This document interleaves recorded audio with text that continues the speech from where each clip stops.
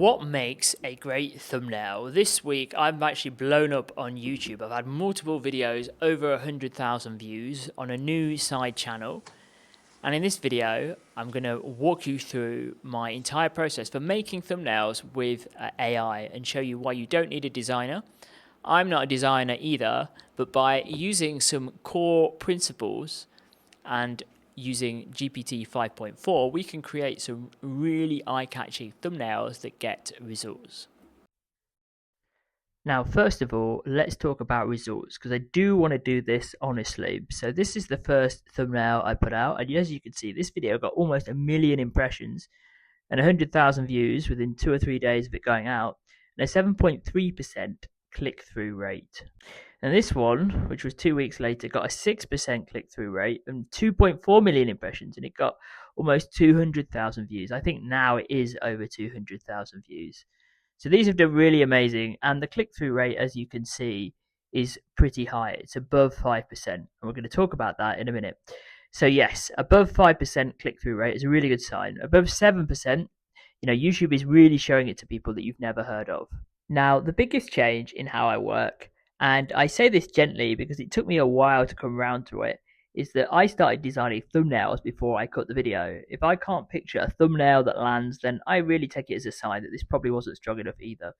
This has saved me a lot of editing time, and it stops me from falling in love with the footage that was never actually going to find an audience in the first place. Step one is the research. Now, I do this inside of Claude, which is hooked up to YouTube through the back end. I've connected my APIs to YouTube, and I'd ask it something like, what are people searching for around this topic at the moment, or which angles aren't crowded yet?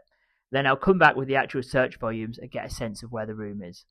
So the next stage is to ask Claude to brainstorm unusual connections. What are analogies, opposites, awkward pairings that are related to your topic? The kind of thing that a designer might note down in a notebook. Now, the trick here is not to ask for thumbnail ideas. If you do that, you'll end up with generic ideas. Instead, what you're looking for is angles and what is the story that you're telling in this one image. Now, before we generate anything, here are some clear rules I keep coming back to. First of all, one clear concept. The busier it gets, the worse it does. Then you want one face, one emotion. A familiar face earns the click, and a clear emotion tells you what you're about to feel. Then you want a curiosity gap. That's the gap between the title, the text on the image, and the image itself. It's not a question on the thumbnail, it's just a small piece of tension. Then you want some high contrast, a light face and a dark background, whatever will make the thumbnail pop. Remember to restrict the text on the thumbnail to 4 words max. If you can't say it in that, the idea isn't clear enough.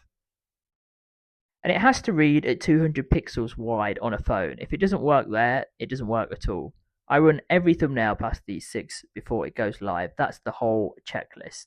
Step 3 is where it all comes together, and this is the bit I actually enjoy. I describe a rough idea in plain English based on all the principles I've just described. Claude will help me tighten the prompt, and maybe I'll go back and forth with it. And then I pipe it straight into GPT image generator, and the image comes back in the same chat, and Claude saves it to the right folder in my project. This all happens in one conversation, so I'm not hopping between ChatGPT or Midjourney or Figma or a file browser. Once the image is in, I go back to the 6 rules from earlier and I check each one. The ones I found are most often too many words and not enough contrast. Now, the fix for me is usually the same. Strip something out, and the thumbnails nearly always improve when you're taking things away. Now, one last thing from me, and I mean this, you don't need to be a designer to do this. I'm not one. You don't need to spend an hour on each thumbnail, and you don't need a fancy stack of tools, and you definitely don't need to feel overwhelmed by the AI side of it.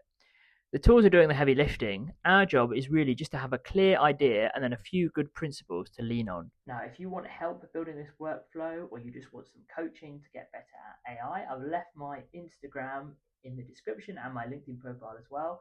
DM me and we can have a chat.